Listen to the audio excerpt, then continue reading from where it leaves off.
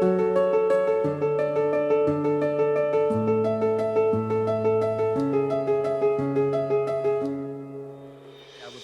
welcome everybody to Unknown Philosophers Live. This is going to be episode number 26.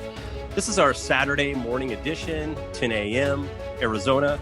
We have a very special guest, a very dear brother to me personally, as well as Cosmo. We have Brother Joseph Wages with us this morning. I'm so excited. Brother Joseph Wages is a Masonic researcher. He's also a writer as well. The thing we're going to be talking about today is the Illuminati. We're going to be talking about the original Illuminati, not of any of the groups claiming that name today. And we're going to get very deep into that. We're going to talk about why they existed, the relevance of that existence, and how it's manifesting again today in many different ways. We also want to talk about his book, The Secret School of Wisdom. If you've not picked up that book, make sure you do. He actually went out into the field and met with the families and people that were involved in the original Illuminati, the 1700s. Also had his hands on a lot of the documents and things like that, which just I probably would have passed out touching those things myself. Before we go to Brother Joseph, let's head over to my brother Cosmo. How you doing? Good. It's good to be back. I'm looking forward to this great presentation. Brother Joe Wages was a big inspiration for Brother Johnny Royal for the movie Illuminated, which is a great, probably one of the second, I think it's probably my favorite Illuminati movie ever done, based on what we're going to learn today. But again, I want to welcome Brother Joe to the show, and I'm looking forward to a great show. I think it's going to be a great one, brother. Thanks, brother. Awesome. Thank you for joining us, Brother Cosmo. Brother Joe, I think that movie, last time I talked to Johnny, I think it's gotten over 1 million views on Amazon Prime. Does that sound about right? It does. And then like when you see like what they pay out like for every stream, and then like you have to get like over an hour before you get paid for it like that. So it's been watched 1 million times, but I guess they keep that money. I don't know. It's like 0.00001 every stream. It's pathetically small. It's like, oh, look, 1 million views. Where's that check, by the way? Oh, didn't meet the threshold. Okay, thank you. Exactly. And it keeps changing. The goalpost, it's like, oh, I got a touchdown. No, that's a first down. I got a first down. No, that's fourth down. Well, come on, man. That's awesome, man. Well, I'm so glad it got out there. I definitely would like to ask everybody to check that film out. It's on Amazon. Joe does a great interview on it as well. It's a beautiful film. I mean, the photography in it is incredible. How are you doing this morning in Texas? What's it like?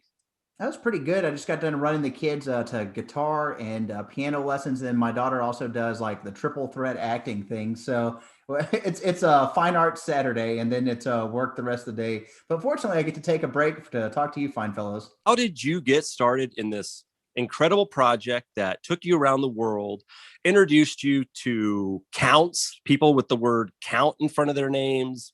What got you started in this?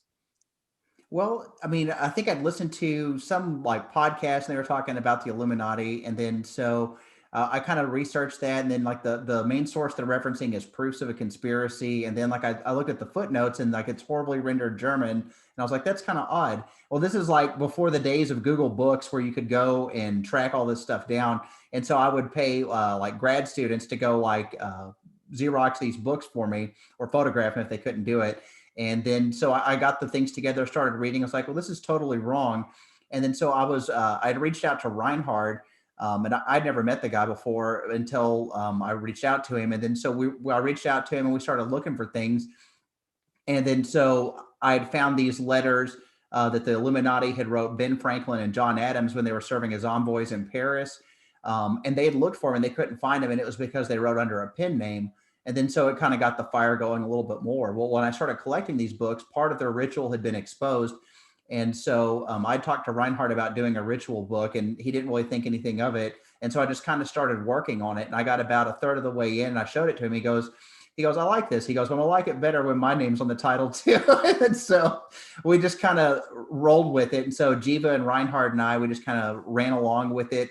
And the process was we started with all the printed materials, and then we checked archival materials, and we didn't just do one copy, we did every copy. And so we accounted for all the variations. because like, if you think about it, like the rituals are standardized, but they're copied by a bunch of different people. And so what you want to do is you want to get down to what is the real word? Is this a corruption? Does this word mean the right thing? That kind of deal. And it took us like 5 years to do it. But I mean, it's probably, the best thing that's ever going to be written on it, just because we took the time to do it right. What was it like? Did you go, was it Bavaria? Did you guys end up going to Bavaria to meet with some of the families, or? Hey, I'm on a call. Whoever's out there, sorry. I did move my office to the pool bath during the whole Corona thing, and I like it a lot better. Nice. Fantastic. No, but so what we did is we went to the Secret State Archives, is where a lot of this stuff is stored at. So there's 20 volumes of this thing called the Schwedenkiste. And then in volume 8 and 9 are the Illuminati rituals. And then volume, 18 and 19 are foreign systems, but there's actually Illuminati text mixed in that one. And so what it was is this collection was the papers of Johann Christoph von Bode, who was the guy, like the second head of the order. Wow. And so like all the stuff that, like the actual stuff that was seized in those different raids that happened back in 87 and 88, or sorry, 86 and 87, like what happened was those things were destroyed in World War II, but they cherry picked a lot of it. And so a lot of the printed materials, that's the records we have of that. And so this stuff from Bode is actually the stuff in his sphere of influence. And so it's, 21,000 almost pages worth of stuff. But the cool thing is Bode was a big collector. And so this stuff was originally kept in Sweden. And then so I went there in 2016 and I figured out that Bode's entire collection's still in Sweden. And the only thing the Germans got back in the 1880s was this material, but there's still Illuminati stuff mixed in that archive. But more importantly, I think it's the most important archive in the world because it has every system, and it's got stuff that goes back to the 1730s all the way through the early 19th century. And so what you have here is probably one of the most important archives. And we've been going and, about every couple of years or so and going on a big digitizing rampage. And the results are pretty good. But I mean, we've got like just tons more to do. So it's incredible that, such a small group, and you think about the times they existed, that this material still exists and we can get our hands on it in 2021. That's incredible. I wonder also if some of the material was returned maybe to the French. I did a presentation, the Russians had collected a massive archive from France. Sure. And recently just gave that stuff back. And as I was looking through some of that, I noticed there was actually some pages from St. Germain's Holy Trinity Sophia with the right coloring. And I just, where did they get that? So, I wonder if maybe there might be some material that they might have as well. What do you think? Well, sure. I mean, you got to understand like how these materials were acquired. And so like Second World War, the Nazis, they get this crazy idea that there's this Jewish plot and it operates in Freemasonry and we're going to prove it. We just got to seize all their papers. And really, that's probably not what they believed. They wanted to shut down any group that was meeting in secret. And so, they roughed up a couple of lodges early on. And then after that, they're like, no, here's papers, take it. We're good.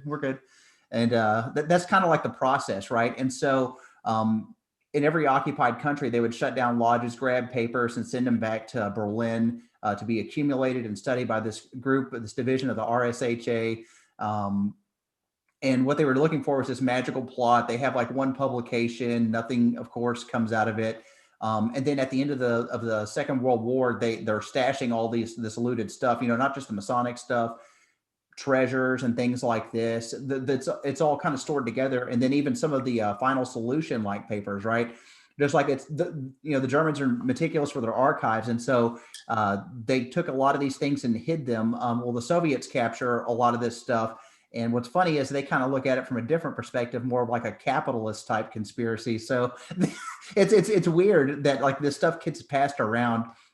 So then we get like the fall of the Berlin Wall in 89. And then by 90, 91, they're allowing people to come take a look at it. And by 93, things start to get in process and moving. And by 2000, most of the material has been returned to the right country. So there's stuff from all over Europe, not just German stuff, but French stuff, like Danish stuff. And the important thing to remember is there's two archives in Europe that didn't get molested by the Nazis. And the first one's Copenhagen, and they built a false wall and hid their stuff behind it, right? So that way they didn't get any of their things.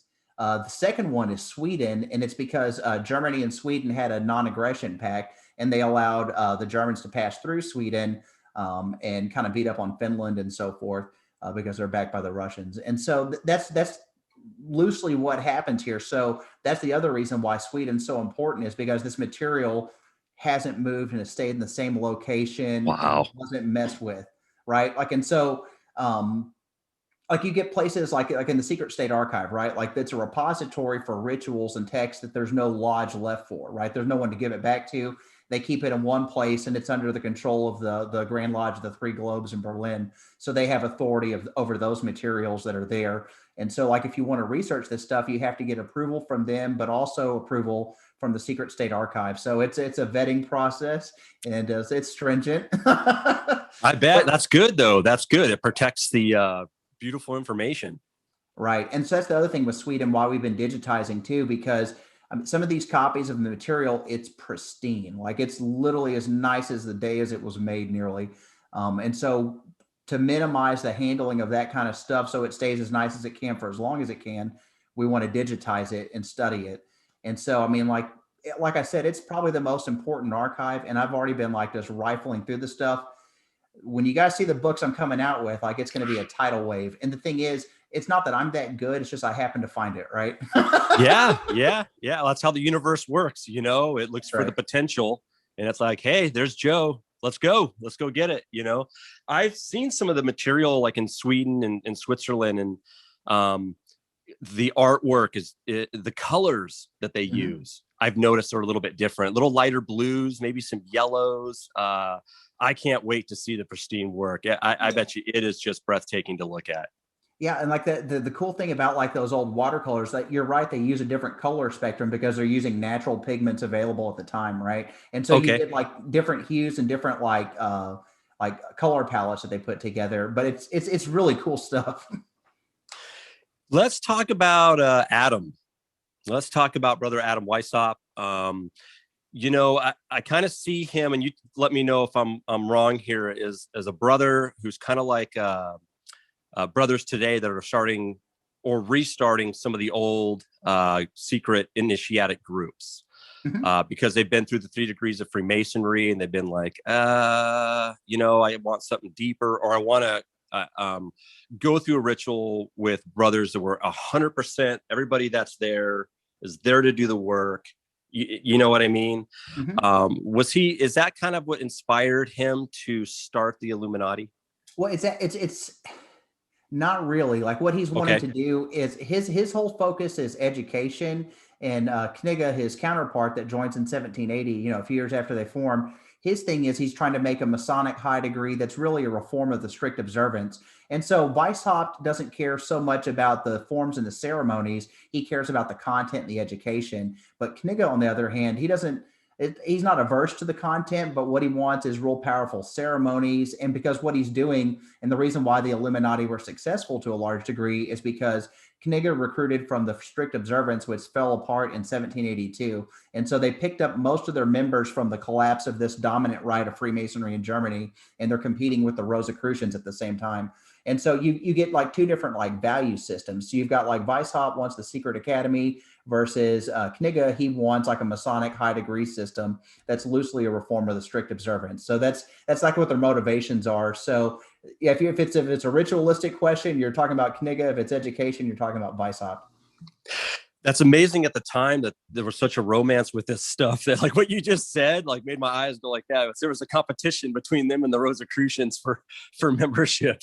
It is. It was like a no holds barred like shootout. And the thing was, the Rosicrucians published stuff against them, and also probably got the investigation started towards them as well. And they're competing for supremacy over like the Masonic rites in Germany.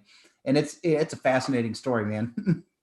That's incredible. Let's talk also a little bit about the film. As I watch it, I feel like you guys are actually presenting, was it maybe the first 3 degrees or all the degrees? I mean, you're actually seeing it if you're there virtually. Is that right?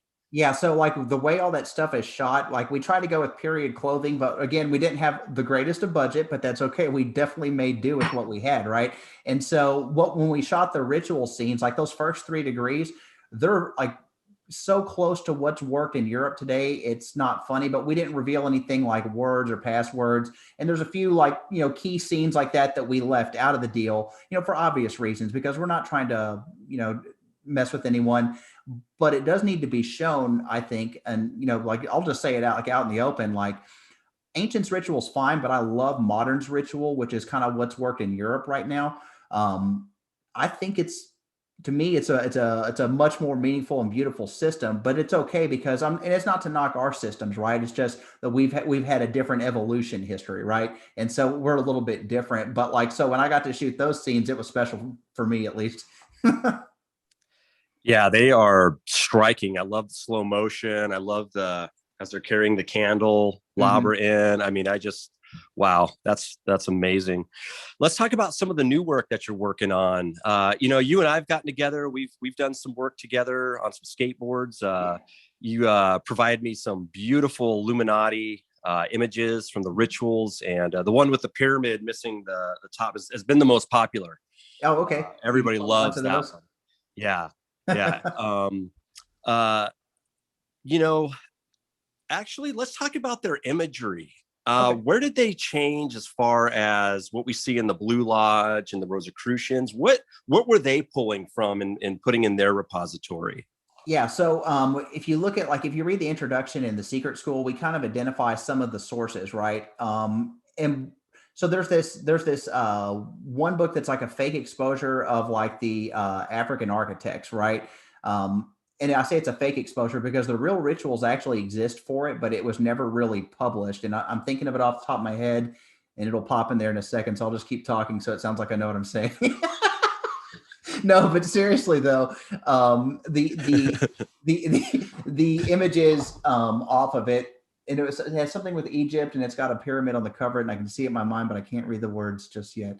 But in any case, that book that I'm referencing, and unfortunately I don't have the name, they took the images for the Minerval stuff out of there, and it talks about, it's actually a Roman jewel that was engraved, and it was in this one book. And then, so the African architects stole that image from there, and the Illuminati copied that symbol from them.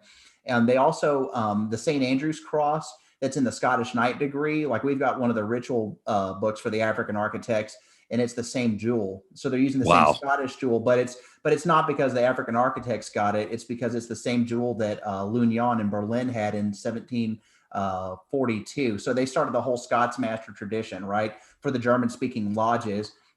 And honestly, like, so in that, up until from like 1742 to maybe 64 in Germany, they're only practicing 4 degrees, right? And the fourth one is Scots master. And then, so that's like where that whole tradition comes from. So when the strict observance comes along, they're reforming that existing 4-degree structure and then adding 2 more degrees on top of it. Wow. Right?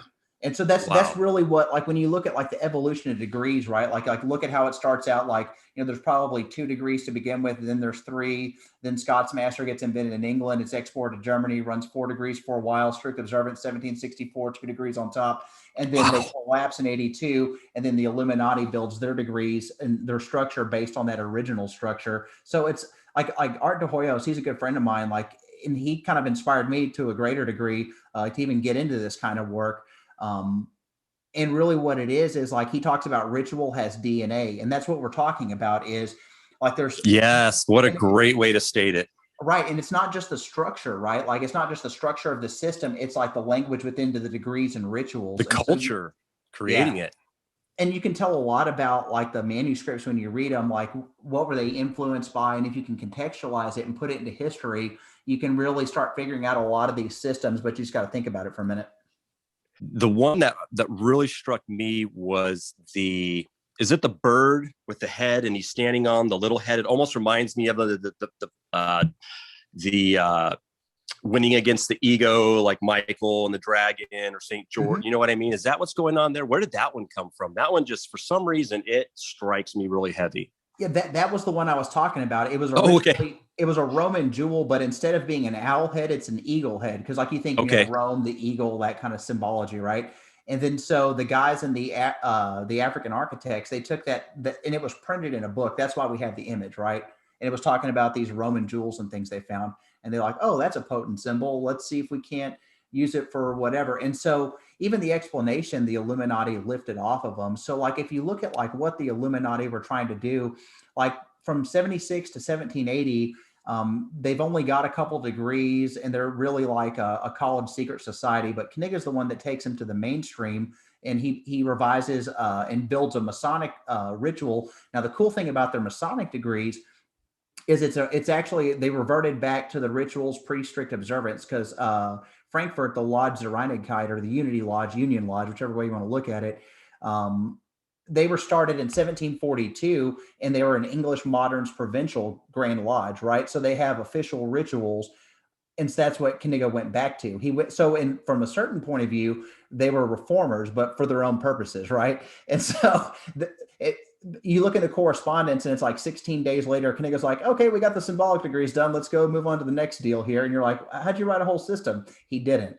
And so when you read those degrees in the Secret School of Wisdom, just know that you're reading like what the English moderns. So like if you wanted to go all the way back, right? So we work the ancients ritual in English speaking countries today because they kind of won, right? Wasn't the case in these days though, because the ancients and moderns were still going at it with each other.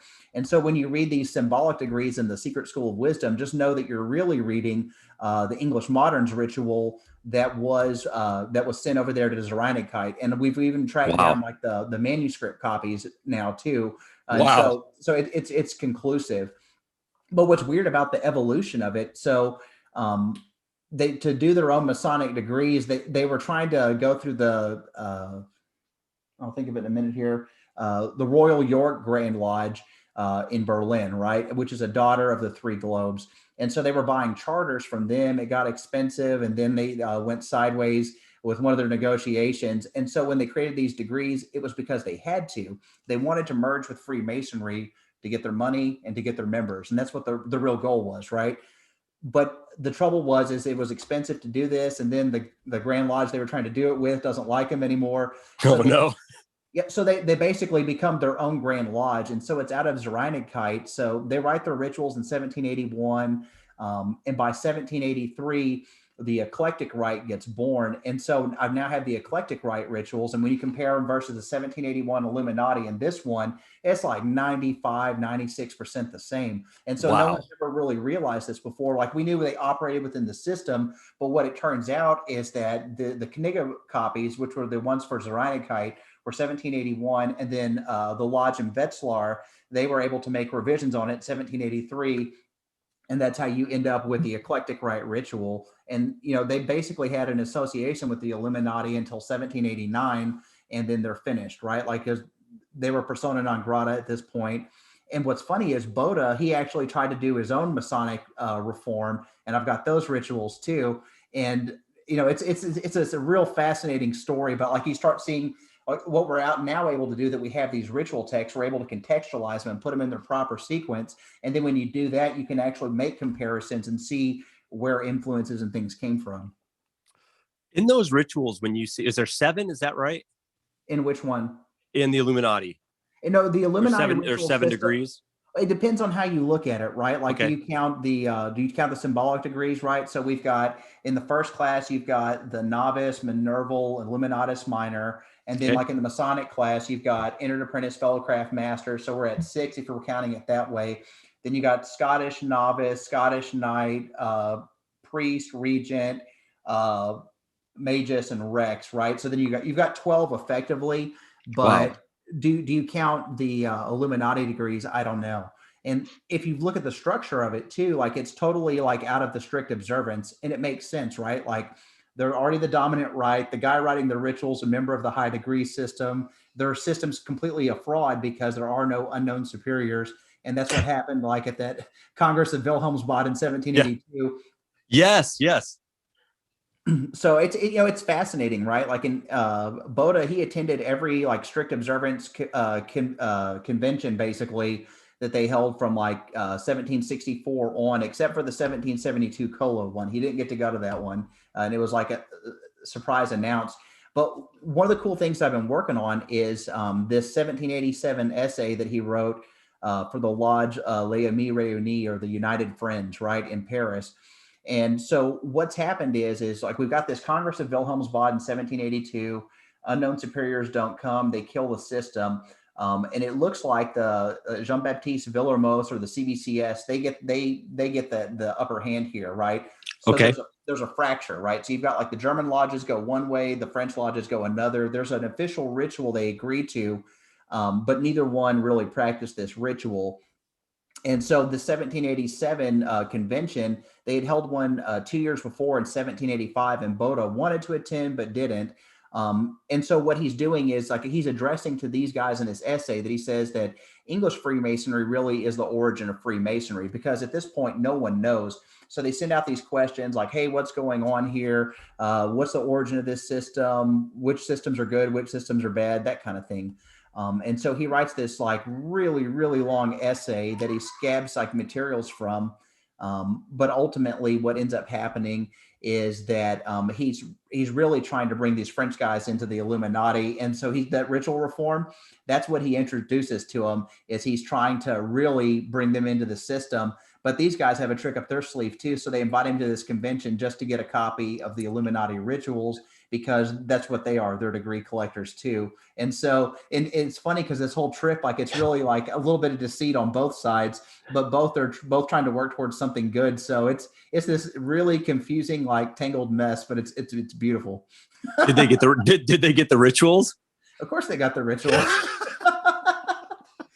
But you know what? He took a bunch of ritual stuff from them too. And like that's one of the cool things I found like in Sweden is he bound up all these things together. So like in the stuff that's in Germany, like in volume 20, it lists out like all these different materials that he took back with him and then like what actually happened. So his travel diary, they published that back in 1993, and it had the top 2 degrees of the Illuminati in it, but it was all in German, right? Wait. So you said there's a travel diary? Yeah, like for this whole trip that Wow. he took from Weimar to Paris in the year 1787 is the English title. That's incredible. Yeah. And what's funny though is that the actual diary itself, it's supposed to be in Sweden, but it hasn't been located, but a copy was made by Close in the 1850s.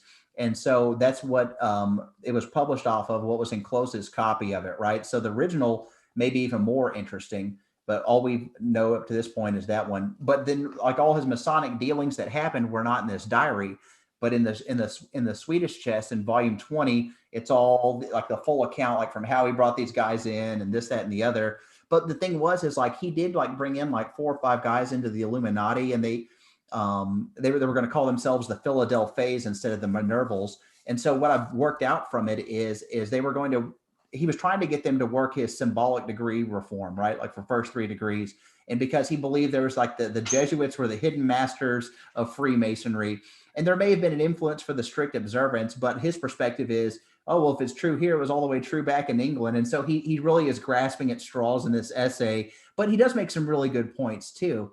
And so, so everyone's got like their ulterior motives. And so it's just really fascinating to see all this stuff play out in this one essay. Yeah, like we were talking earlier, you know, when you're looking at these rituals, now that you're able to kind of put them in their proper progression, what is there an underlining progression that you're finding in it? You know, like we have Hiram Abiff, you know, do you see an underlining message in there as the initiate is going through each one of these degrees that he's slowly being illuminated to? So the way I see it is you have like the first 3 degrees, but all these high degree systems that spring up, they each have their own motives, right? And so like when you look at the vast majority of them, the only one I think that's really more or less an authentic system is what became the ancient accepted Scottish Rite. But every other system, like the Illuminati, the rectified Scottish Rite, the Elu Cohen, all of these systems, the Golden Rosy Cross, what you need to look for, like there's a bit of a financial motive in those groups, right? Because they're charging these crazy degree fees, and like they're mainly recruiting aristocrats and things like that, right? And so the way I see a lot of those systems, like I think even some of those French like detached high degrees that are maybe part of the Scottish Rite corpus, but the way that they were originally conferred, it was kind of a money making enterprise in a way, right? And there was plenty of people like, and not just like Americans, but French guys, German guys, that all made a name for themselves. And so like in this one essay we were just talking about, he lists all these guys doing the occult science stuff like Cagliostro, Schrupfer, and like, people like this that are like, that are hucksters, right? Like they're out trying to sell all this stuff. And so part of that essay is against like all the occult and mystical stuff. And he breaks them down for what they are. And it's fascinating too, because you get these firsthand accounts that are not printed anywhere. And it's a guy that knew these people too. Yeah, freaking Cagliostro, man. He wanted his name to be immortalized. Well, brother, it's been immortalized. You're now infamous. Everybody's just so like, famous, oh, Cagliostro. That's so good. What what was funny is like I've got the Cagliostro stuff for that same conference in '87, and what was going on was he wanted them to join his system. He said, but first you have to burn your archives. Well, their archive for the Philolets, like their archive is probably one of the most important ones in Europe, which is one of the reasons why Bodo wanted to go, because he's going to do a little bit of copying, and he sure did. Like he brought back like a book about that thick full of like rituals, right? Yeah. Yeah. So he said, okay, to join my system, burn your archive and then you can join. That sounds about right. Do you find that as you're going through your stuff, you're kind of like, oh, you got that from there and there and there. And and like you said, if it's a money-making system, they're veiling that. That's a trade now, right? It's become a trade secret. And that's what Boda's criticism is of a lot of like the occult and mystical stuff. And like you can even think about it from today's like materials that are in circulation, right?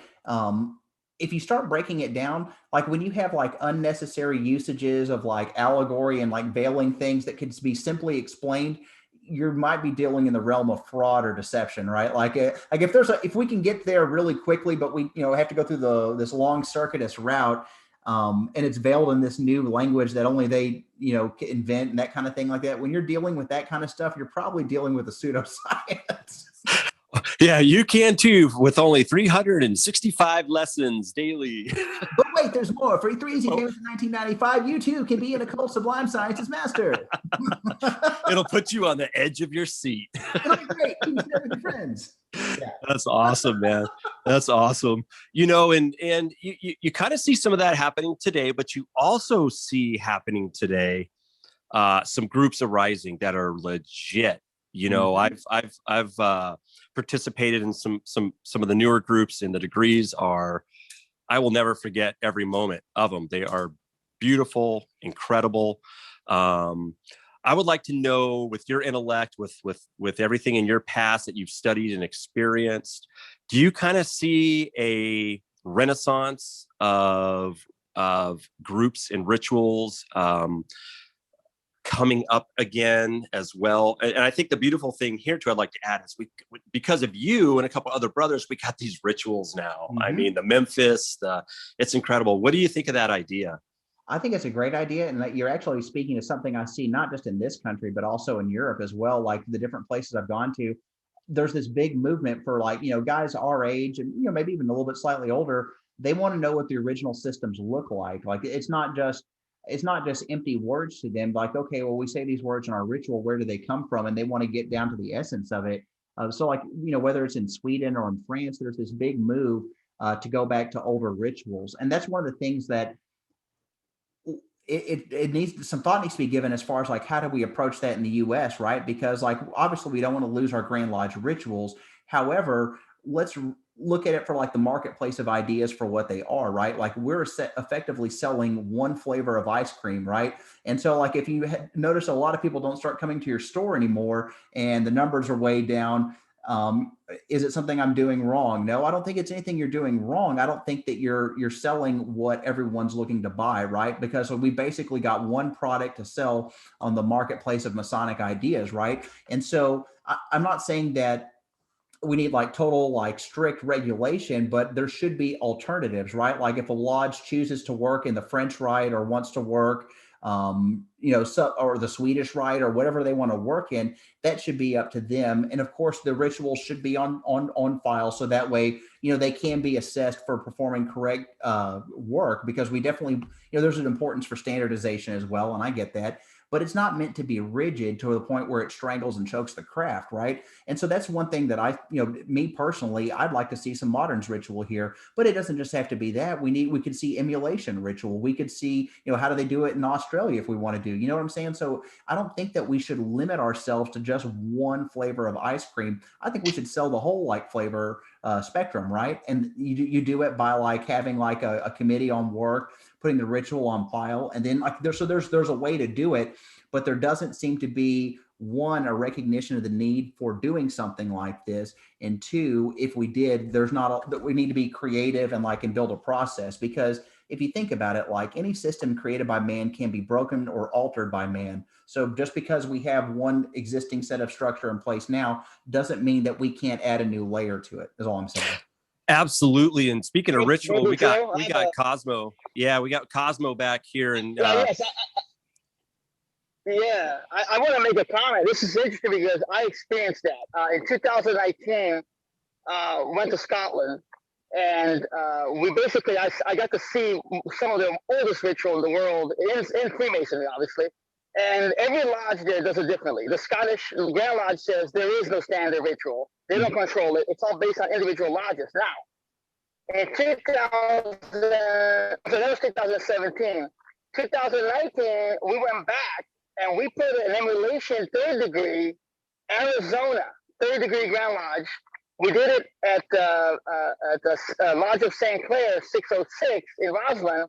There was a visiting lodge there that said, wow, that degree is almost similar to what we do in our lodge. And this is Arizona, U.S. based. So that's fascinating when you get to do that. So. Absolutely, Brother Cosmo. What's funny is we found the original 1815 Lodge of Reconciliation ritual for the emulation. And when you compare it to what we work in the U.S., it's scary close. And it makes me really question, we talk about Preston Webb as the basis of U.S. work. And it is to a certain degree, but it's really heavily Preston, right? Because the emulation ritual isn't going to be Webb at all. And so what it does is it kind of it gives you perspective. So it's another reason why you want to work in different systems too, is because you get different experiences. And that Scottish ritual, was that awesome or what? Oh, it was amazing. The first time when in 17, we visited the Mother Lodge in Kilwilling, and their ritual, their third degree was just wow. Even the stress signal that they were doing reminded me of a brother from Puerto Rico. And he told me that was their distress signal, totally different than American Freemasonry. Totally different. But in Europe, it's the one they use. Yep. All over Europe, it's the same one. So. That's what's funny about it, Cosmo, is when you look at all the original manuscripts for Freemasonry, the stuff in early Masonic catechisms, what you figure out is what they're working in Europe is literally what they were working in England and Scotland. Both wardens are in the West. The words are different, the signs are different, and that's the original Freemasonry. And so what we have today, and people don't realize this, and it doesn't really matter because it's already happened, but actually the ancients were a self-declared Grand Lodge with a deliberately different ritual to exclude the moderns, and then somehow they won the day. And so it's just funny to look back at it, they're oh, these guys are clandestine. The truth is, if you look at all ritual, it all derives from a different source. So every ritual is clandestine. Every Grand Lodge is clandestine. Yeah. Especially what you just talked about. Ancient accepted, they claim it, but Freed accepted. I witnessed the Arizona ritual when we emulated it in Scotland, and there's a Scottish lodge that does it very close. Yep. I'm thinking, oh, you just proved your point. Yep. And that's it. Hey, Brother Cosmo, did you say that was at Kilwinning? Yes, the Mother Lodge in Kilwinning is Mother Lodge number 0, which is they were fighting for many years with Edinburgh number 1, because they claim they have the oldest minutes in record of 1599. But the Mother Lodge goes back even further because they have the Abbey that's right across the street, which that's where they used to meet. And it's an amazing structure now. When you go there, there's symbols everywhere. I over-photographed the crap out of it because eventually one day I want to go back and redo, write a book about how those symbols relate to Roslyn, because it's all over. There's a stronghold of all those guys all over Scotland, England, Europe, France, Italy, Portugal. I mean, it's a big project to handle. It's going to take years, but it's an amazing trip. I love visiting. That area is the heartland of the Cunningham clan back in the day. So my DNA, when you said kill winning, was like, I didn't know that, brother. I know you'd been to Roslyn and all those places. I didn't know you saw a degree at kill winning. Good Lord. It's one of the oldest structure in Scotland. It's older than Roslyn by 200 years. And it's in a town called, it's just north of Kilwinning. It looks like it's like a small little castle. And the keystone that's held together, during his mortar, it was just the bricks and the mud from the local river. And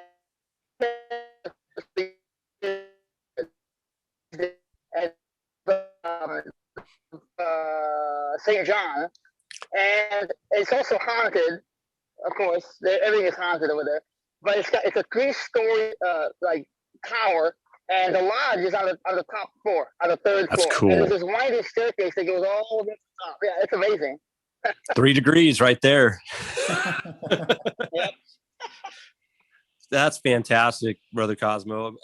Brother Joe, what can we expect from you in the future? I know every time I talk to you, one time we were FaceTiming and you turned the camera and I think you had 3 screens up with just incredible tools and just the real deal research going on. Like, I'll never forget that shot. That was incredible. What are you currently working on? Well, there's a bunch of different ones I'm going on, so I'll kind of like drum it down. So this year, like we've got the redone Green Book's about to come out. Like I still haven't got my author's copy, but it'll be in the mail probably here next week. So that one's coming out. Volume 2 of the Adam Weishaupt stuff. It's already done, teed up, ready to go. I've got the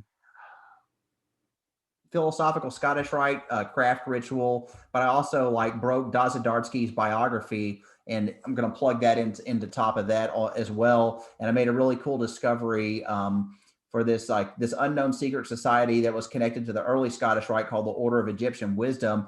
Dazadarski was the last head of it, and he made his own little patent. I tracked that down, and then also when I figured out what his biography was, so that's cool.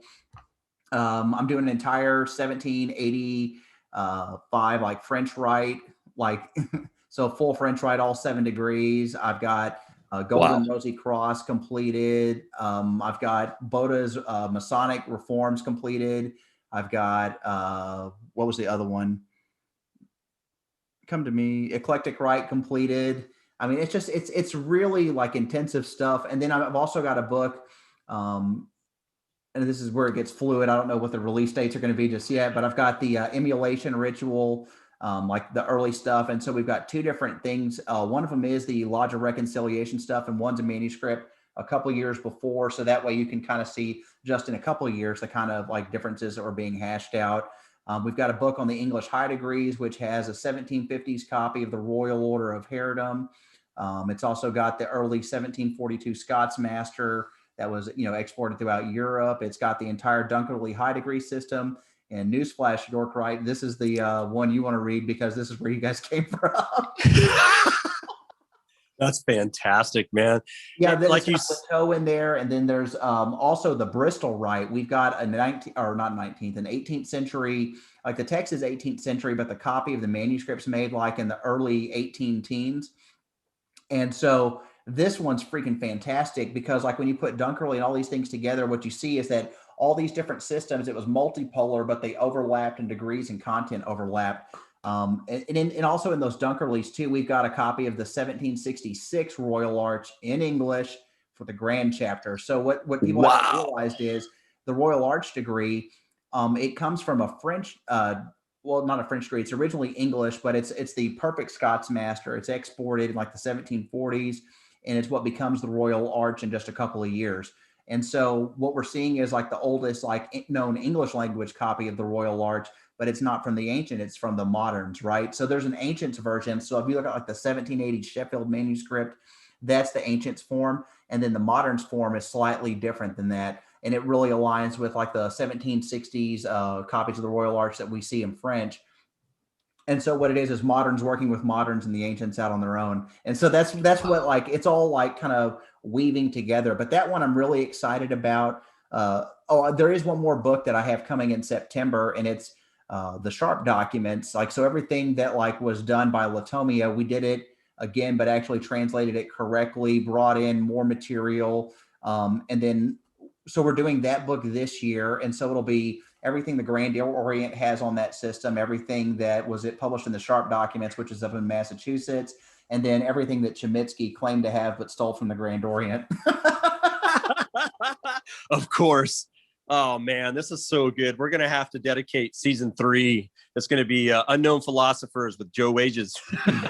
Yeah. We can talk about all these, and again, it's just amazing as I sit back and all the brothers I've gotten to meet with this show and behind the scenes of what's naturally. You guys aren't even talking with each other, but the pieces are coming together. It is phenomenal to watch. I just got the chills from it. I can't wait to see and read these books. Are you going to have any of those turned into audio by chance? That's what people have asked me about. Like, do I want to read my own audio books? And I would like to do it. It's just finding the time for it, because right now I want to get the content out. Honestly, like, I don't know that I've got the best reading voice for it, though. I think like if they hired like a voice actor, that could work out. But I mean, keep in mind that like the books in this material, it's already obscure, right? Like it's good for us and for history. And like even like historians read my books and material, but if you look at the use for it, though, these books are never going to make a lot of money. Like, this is not a financial endeavor at all. This is the worst investment possible. It's just a really sick hobby that I have that it costs a lot of money. It's you doing the great work, man. You're doing your part.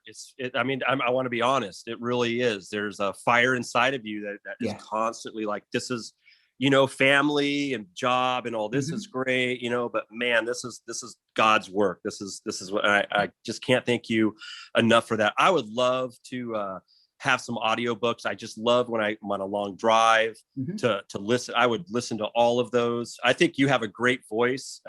Your Texas accent, I think, is wonderful. If you do not need so much somebody... for like reading academic material, though. yeah. Not good.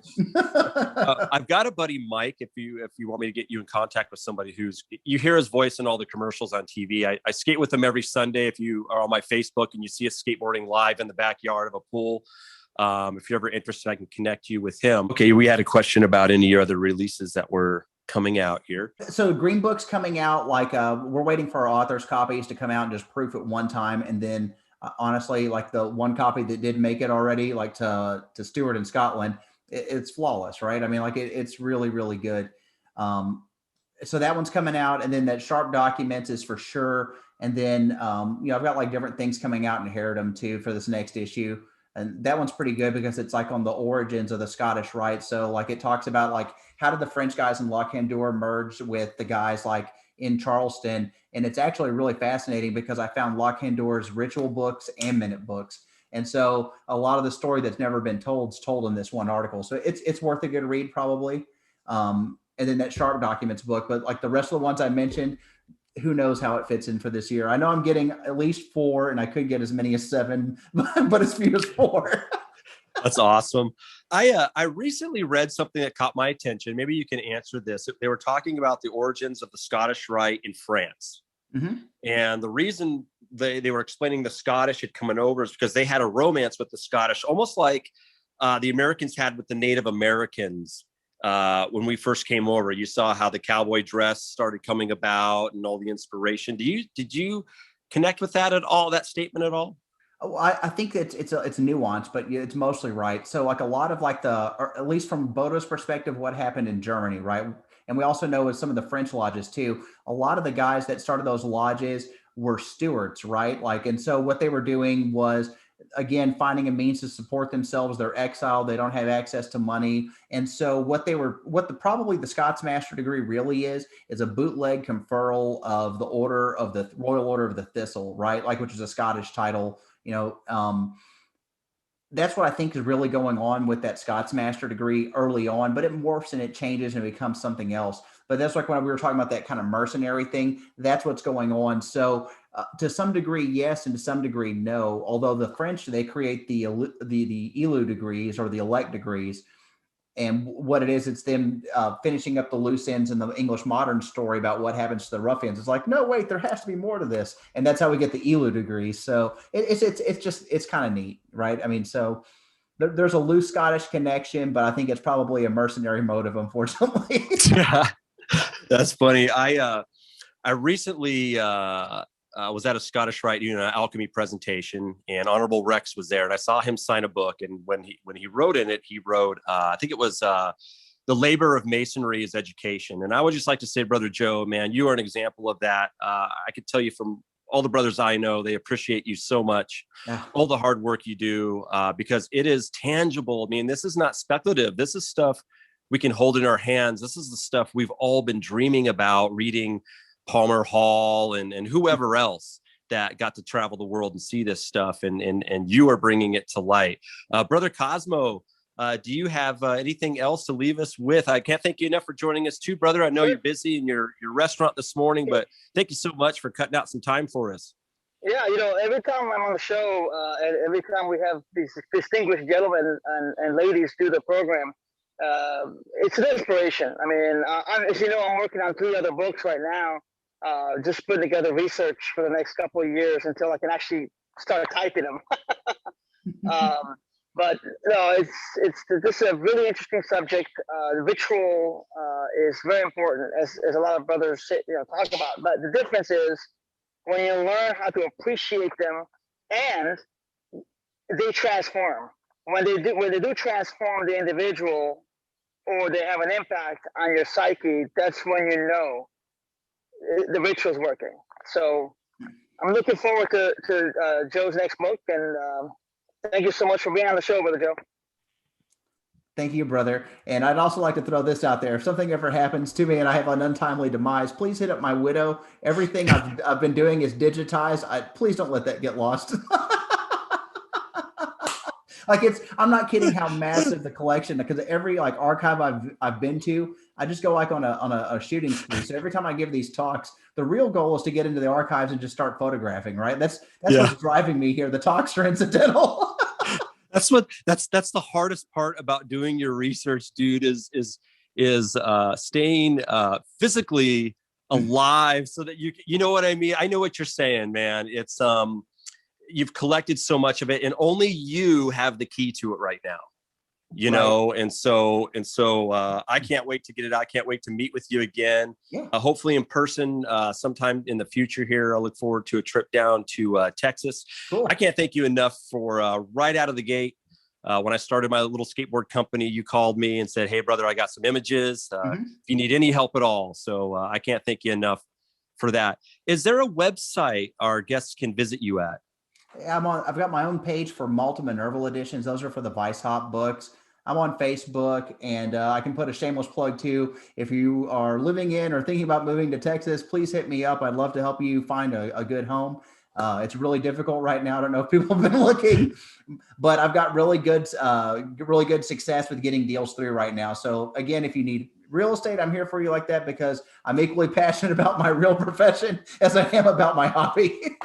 Yeah, I've been following you, man. The market is insane. I tagged you in a post from Brother Bo Buchanan the other day. He took a picture of a house being sold here in Arizona. There was a line around the street. I had never seen anything like that before. Yeah, houses now are getting up to $40,000, $50,000 over the list price, and then on top of that, there was one house with this one client I had, and it took him several houses to get one, but we did get one, and one of the houses that we bid on had 75 offers on it. And then I've heard of there's in the higher price points, you're getting homes that are $150,000, $200,000 above list price cash. And you're like, where do the people have the money for this? That's insane. Yeah.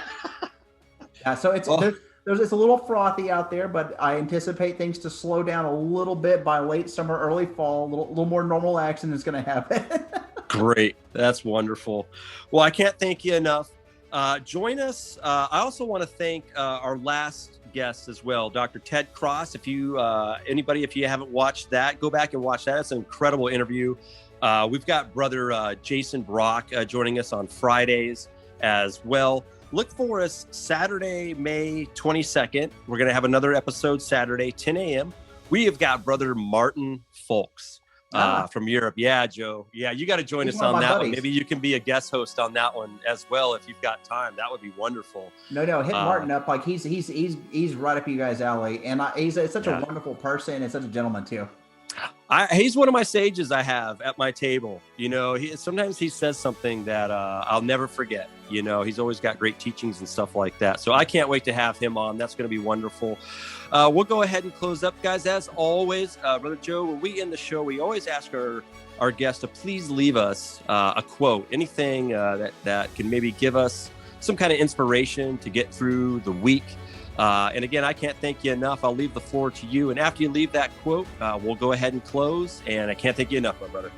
Sure. So here's a quote for you. It's tempting to think that man creates out of like nothing, that it creates in a vacuum, but really man creates from the storehouse of his own experiences. So it's incumbent upon you to add as many experiences and as many resources and things to your life wheelhouse so that when you're creating in the world, you've got a proper set of things to manifest on. Conversely, if you fill your storehouse with rotten food, it's no surprise what the results are going to be. So again, it's also incumbent on you to fill your storehouse with quality staples.